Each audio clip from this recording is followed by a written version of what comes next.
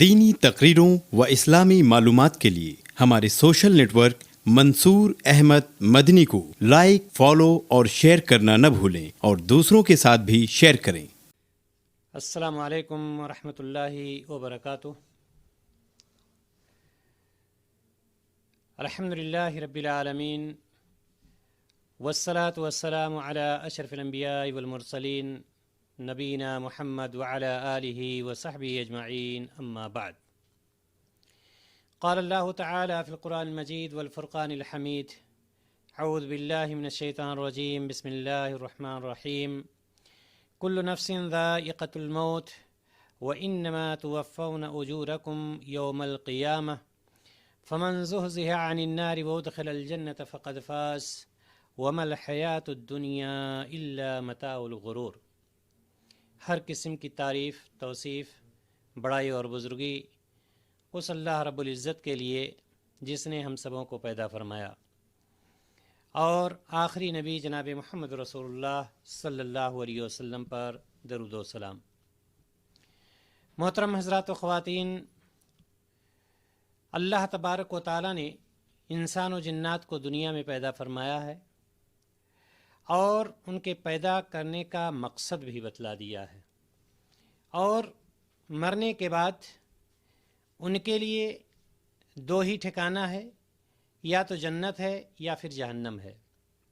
جو شخص جہنم میں چلا گیا دنیا کی زندگی اس کی بیکار ہو گئی، لیکن جو شخص جنت حاصل کر لیتا ہے تو گویا کہ اس نے دنیا کی زندگی میں کامیابی حاصل کر لی۔ ابھی ہم نے سورہ آل عمران کی 185 نمبر آیت آپ کے سامنے پڑھی ہے۔ اللہ رب العزت نے بڑی وضاحت کے ساتھ چند چیزوں کی طرف اس میں اشارہ کیا ہے۔ پہلی بات، اللہ تبارک و تعالیٰ نے یہ فرما دیا کہ ہر نفس کو موت کا مزہ چکھنا ہے، یعنی ہر نفس، جو بھی انسان پیدا ہوا ہے، جنات پیدا ہوا ہے، اس کو موت آنی ہے، موت آ کر کے ہی رہے گی۔ وَإِنَّمَا تُوَفَّوْنَ أُجُورَكُمْ يَوْمَ الْقِيَامَةِ، اور قیامت کے دن تمہیں تمہارے اعمال کا پورا بدلہ دیا جائے گا۔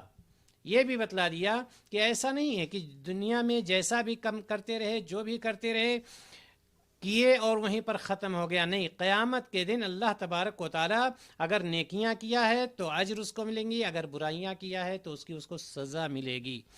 آگے اللہ تبارک و تعالیٰ نے فرمایا فَمَنْ زُحْزِحَ عَنِ النَّارِ وَأُدْخِلَ الْجَنَّةَ فَقَدْ فَازَ، کہ جو شخص اپنے آپ کو جہنم سے دور کر لیتا ہے، جنت کا مستحق بنا لیتا ہے، گویا کی کامیابی اسی کے لیے ہے، وہی کامیاب ہونے والا ہے، اور اسی کی دنیا کی زندگی کامیابی کی زندگی ہے۔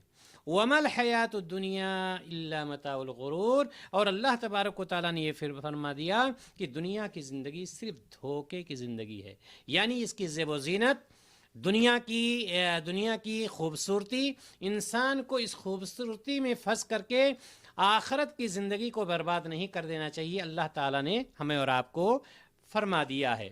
یعنی یہ دنیا عمل کی جگہ ہے، نہ کہ جزا کی جگہ۔ یہاں پر جزا کسی کو نہیں، یہاں صرف کام کرنا ہے۔ اس کا پھل ہمیں کب ملے گا، اس کا ثمرہ ہمیں کب ملے گا، آخرت میں ملے گا۔ یہاں سے یہ بھی اللہ تعالیٰ نے فرما دیا کہ دنیا میں بڑا سے بڑا بادشاہ ہو، کوئی بڑا سے بڑا ظالم ہو، کوئی بڑا سے بڑا عابد ہو، کوئی بڑا سے بڑا نبی ہو، کوئی بھی ہو، جو دنیا میں آیا ہے اس کو مرنا ہے۔ یہ بھی یہ آیت یہاں پر وضاحت کر رہی ہے۔ ساتھ ہی ساتھ جزا سزا کے لیے بتلا دیا گیا کہ جزا سزا کب ہے، آخرت میں ہے، قیامت کے دن ہے، نہ کہ اس دنیا میں کوئی اس کی جزا تلاشنے لگے، اس کا پھل تلاشنے لگے۔ اسی طرح سے یہ بھی اللہ تبارک و تعالی نے فرمایا کہ حقیقی معنوں میں کامیابی جنت پانے والوں کے لیے۔ کس کی کامیابی ہے؟ وہ لوگ جنہوں نے جنت کو حاصل کر لیا اس 60 سالہ زندگی میں، 100 سالہ زندگی میں، یا جو بھی زندگی اللہ تبارک و تعالی نے عطا کی ہے، اس میں وہ اعمال جس پر چلنے کا حکم اللہ تعالیٰ نے کیا ہے، دیا ہے، اس پر چل کر کے اگر وہ جنت کو حاصل کر لیتا ہے تو حقیقی معنوں میں کامیابی ہے اس کے لیے دنیا کی زندگی میں، اور یہ بھی بتلا دیا کہ دنیا کی زندگی دھوکے کے سامان ہے، اس کے چکر میں نہ پڑنا، دنیا میں کسی اور دنیا کی تیاری کے لیے ہمیں اور آپ کو بھیجا گیا ہے۔ یہ اللہ تبارک و تعالیٰ نے ہمیں اور آپ کو ساری چیزوں سے آگاہ کر دیا ہے۔ لیکن وہ کون سے اعمال ہیں کہ جب قرآن نے یہ بتلا دیا فمن زحزح عن النار وادخل الجنت فقد فاز، کہ جو دنیا کی زندگی میں رہ کر جنت کو حاصل کر لے وہ کامیاب ہونے والا ہے، یعنی اس کی دنیا کی زندگی کامیابی کی زندگی ہے، تو ہمیں اور آپ کو یہ آیت یہ سوچنے پر مجبور کرتی ہے کہ وہ کون سے اعمال ہیں جن پر عمل کر کے ہم جنت حاصل کر سکتے ہیں، وہ کون سے اعمال ہیں جن پر عمل کر کے ہماری دنیا کی زندگی کامیاب ہو سکتی ہے اور ہم آخرت میں ہمیشہ خوشحال رہیں گے، ہمیشہ اللہ تبارک و تعالیٰ کے محبوب بندے بن کر کے رہیں گے۔ آئیے، ہمیں کہیں جانے کی ضرورت نہیں، صحیح ترمذی کی ایک روایت جس میں جناب محمد رسول اللہ صلی اللہ علیہ وسلم نے اس چیز کی وضاحت کر دی ہے۔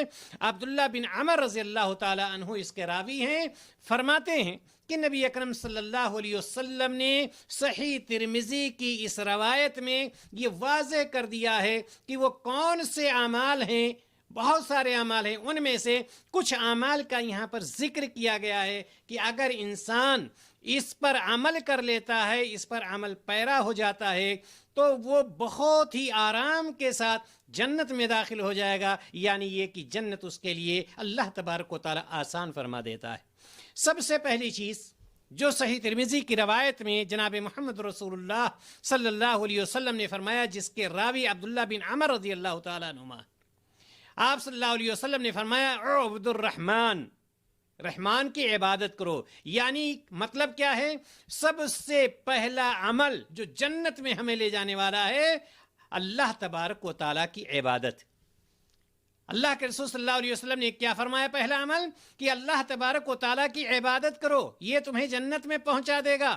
اور ہم سے یہ بات مخفی نہیں ہے کہ انسان اور جنات کی پیدائش کا اصل مقصد کیا ہے؟ اللہ رب العزت کی عبادت، اللہ تبارک و تعالیٰ کی عبادت۔ خود اللہ تبارک و تعالیٰ نے سورۃ الذاریات میں فرمایا وَمَا خَلَقْتُ الْجِنَّ وَالْإِنسَ إِلَّا لِيَعْبُدُونَ، کہ میں نے انسان اور جنات کو صرف اور صرف اپنی عبادت کے لیے پیدا کیا ہے۔ معلوم یہ ہوا کہ اگر کوئی شخص یہ چاہتا ہے کہ ہم جنت کو حاصل کر لیں، ہماری دنیا کی زندگی کامیاب ہو جائے، ہماری دنیا کی زندگی رائے گاں اور بیکار نہ جائے، تو سب سے پہلے اللہ تبارک و تعالیٰ کی اس کو عبادت کرنی ہوگی، اللہ تبارک و تعالیٰ کی عبادت۔ اور اس کی ایک وجہ یہ بھی ہے کہ جیسے سورۃ الذاریات کی یہ آیت بتلا رہی ہے کہ تخلیق انسانی کا مقصد ہی ہے اللہ تبارک و تعالیٰ کی عبادت کرنا، لہٰذا پہلی چیز یہ ہے کہ انسان کو اللہ تبارک و تعالیٰ کی عبادت کرنی چاہیے۔ سوال یہاں پر یہ ہے کہ کیسی عبادت کرنی چاہیے؟ کیا جس کے دل میں جو آئے ویسی عبادت کر لے، یا کوئی راستہ متعین ہے، کوئی طریقہ متعین ہے؟ شریعت اسلامیہ نے کوئی طریقہ متعین کر دیا ہے تو اس کے لیے بھی ہمیں باہر جانے کی ضرورت نہیں۔ سورۃ النساء میں ہم جائیں اور آیت نمبر 36 دیکھیں، 36، جس میں اللہ تبارک و تعالیٰ نے فرمایا وَاعْبُدُوا اللَّهَ وَلَا تُشْرِكُوا بِهِ شَيْئًا۔ عبادت کا طریقہ خاص کر دیا بہت اختصار کے ساتھ، جامع اور معنی الفاظ میں، کہ وَاعْبُدُوا اللَّهَ، اللہ کی عبادت کرو، لیکن وَلَا تُشْرِكُوا بِهِ شَيْئًا، اور اللہ تعالیٰ کے ساتھ کسی کو شریک مت ٹھہراؤ۔ صرف نماز ہی میں نہیں، چاہے وہ آپ کی قربانی ہو، چاہے وہ آپ کا روزہ ہو، چاہے وہ نظر ہو، یعنی کوئی بھی عبادت ہو، ساری عبادتوں کو خاص کر دو کس کے لیے؟ اللہ رب العزت کے لیے۔ اسی طرح سے دو چیزیں یہاں پر کہ ساری عبادتوں کا طریقہ جو ہوگا، کس کا طریقہ ہوگا؟ جناب محمد رسول اللہ صلی اللہ علیہ وسلم کا طریقہ۔ اور ساری عبادتیں کس کے لیے ہوں گی؟ اللہ تبارک و تعالیٰ کے لیے ہوں گی۔ معلوم یہ ہوا کہ نبی کریم صلی اللہ علیہ وسلم نے ہمیں یہ فرمایا کہ پہلا عمل جنت میں جانا چاہتے ہو تو یہ عمل کرو، اعبدوا الرحمن، اللہ رب العزت کی عبادت کرو، اور ساری عبادتوں کو اللہ تعالیٰ کے لیے خاص کر دو، کسی عبادت کو غیر اللہ کی طرف مت موڑو۔ ولا تشرکوا بہ شیئا، اللہ تعالیٰ نے یہ فرما دیا کہ میری عبادت کرنا، میرے ساتھ کسی کو شریک مت ٹھہرانا۔ یہ پہلا عمل جنت میں جانے کے لیے۔ دوسرا عمل جو صحیح ترمذی کی روایت میں نبی اکرم صلی اللہ علیہ وسلم نے فرمایا وہ کیا ہے؟ وَأَطْعِمُوا الطَّعَامَ، کھانا کھلاؤ. کھانا کھلانا یہ دوسرا عمل بہت ہی اہم عمل ہے، یاد رکھیے گا. کھانا کھلانے کی بہت ہی زیادہ فضیلت ہے شریعت اسلامیہ میں. نبی اکرم صلی اللہ علیہ وسلم نے فرمایا خیارکم من اطعم الطعام، تم میں سے بہترین وہ شخص وہ ہے جو کھانا کھلائے. بہترین شخص کون سا ہے؟ کہ جو دوسروں کو کھانا کھلاتا ہے، خود کھاتا ہے، اپنے اہل و عیال کو کھلاتا ہے، دوسروں کو بھی کھانا کھلاتا ہے. یہ بہترین شخص نبی اکرم صلی اللہ علیہ وسلم نے فرمایا ہے کہ ایسا شخص سب سے اچھا شخص ہے جو کھانا کھلاتا ہے. اور اسی طرح سے ایک روایت اور آتی ہے جس میں نبی کریم صلی اللہ علیہ وسلم نے فرمایا احب الطعام الی اللہ عز وجل ما کثرت علیہ الایدی، کہ سب سے بہترین اللہ تعالیٰ کے نزدیک پسندیدہ کھانا، اللہ تعالیٰ کے نزدیک محبوب کھانا وہ ہے جس میں کھانے والے ہاتھ زیادہ ہوں. کھانے والے ہاتھ زیادہ ہونے کا مطلب کیا ہوا؟ یعنی کھانے والے لوگ زیادہ ہوں. ہاتھ زیادہ ہونے کا مطلب کہ وہاں پر لوگ زیادہ ہوں، زیادہ لوگ کھانے والے ہوں، ہر طرح کے لوگ کھانے والے ہوں، امیر بھی ہوں، غریب بھی ہوں، چھوٹے بھی ہوں، بڑے بھی ہوں، پڑھے لکھے بھی ہوں، ان پڑھ بھی، سارے لوگ ہوں. نہ کہ صرف امراء کو کھانا کھلایا جائے. کس کو؟ صرف امیروں کو کھانا نہ کھلایا جائے، بلکہ جہاں پر امیروں کو کھانا کھلایا جائے وہاں پر فقیروں کو بھی، غریبوں کو بھی، مسکینوں کو بھی، یتیموں کو بھی، بیواؤں کو بھی، ان کے لیے بھی کھانا ہونا چاہیے، نہ کہ صرف اور صرف امیروں کو کھانا کھلایا جائے.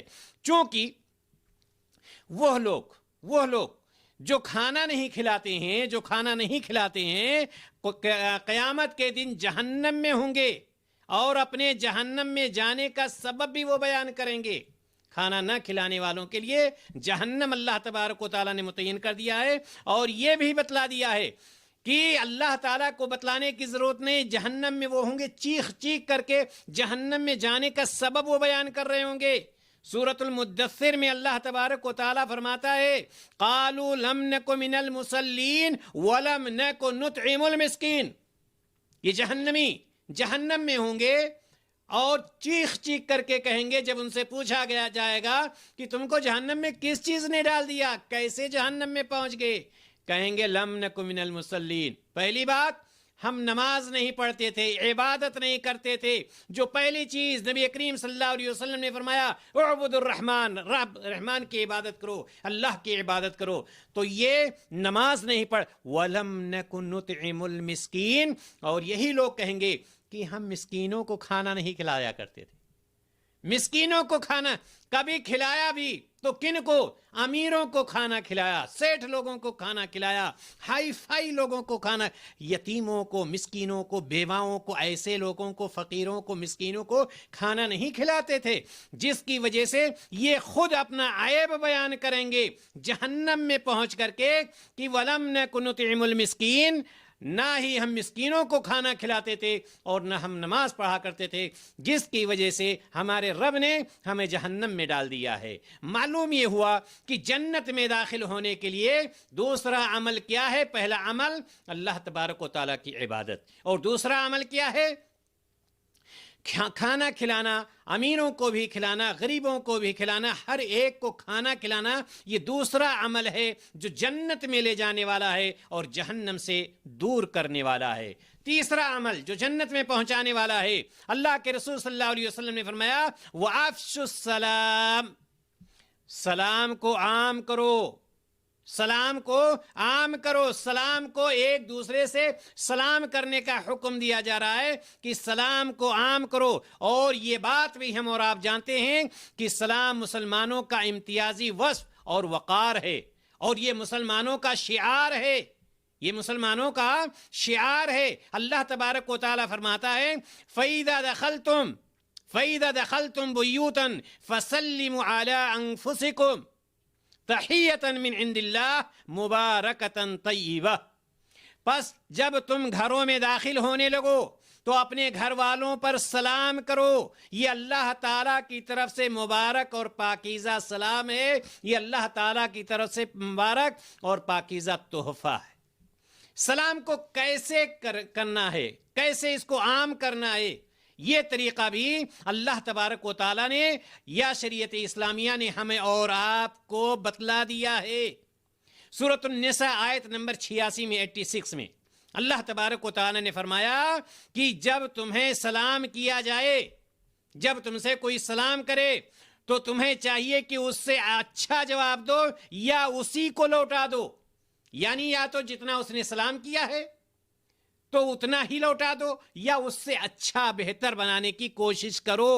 یہ سلام کے جواب کا طریقہ شریعت اسلامیہ نے ہمیں اور آپ کو بتلایا ہے. اور اسی چیز کو ابو داؤد کی روایت میں جناب محمد رسول اللہ صلی اللہ علیہ وسلم نے اس کی وضاحت کر دی ہے کہ کس طرح سے سلام کا طریقہ کیا ہونا چاہیے اور سلام اس سے اچھا کیسے ہو سکتا ہے یا اسی طرح سے کیسے ہو سکتا ہے اور اس میں فائدہ کیا ہوگا. عمران بن حسین رضی اللہ تعالی عنہ بیان کرتے ہیں, ابو داؤد کی روایت ہے کہ ایک شخص نبی کریم صلی اللہ علیہ وسلم کی خدمت میں حاضر ہوا. اس نے کہا السلام علیکم. آپ صلی اللہ علیہ وسلم کے پاس حاضر ہوا, اس نے کیا کہا السلام علیکم. آپ صلی اللہ علیہ وسلم نے اس کا جواب دیا وعلیکم السلام. وہ شخص بیٹھ گیا. آپ نے کیا فرمایا 10 نیکیاں ہو گئیں. پہلا شخص آیا, کیا کہا السلام علیکم. آپ نے جواب دیا, وہ بیٹھ گیا. آپ صلی اللہ علیہ وسلم نے فرمایا کہ 10 نیکیاں ہو گئیں. دوسرا شخص آیا, اس نے کہا السلام علیکم ورحمۃ اللہ. کیا کہا السلام علیکم ورحمۃ اللہ. اس نے بڑھا دیا. آپ صلی اللہ علیہ وسلم نے جواب دیا. وہ شخص بھی بیٹھ گیا. آپ صلی اللہ علیہ وسلم نے فرمایا کہ 20 نیکیاں ہو گئیں. تیسرا شخص آیا, اس نے کہا السلام علیکم ورحمۃ اللہ وبرکاتہ.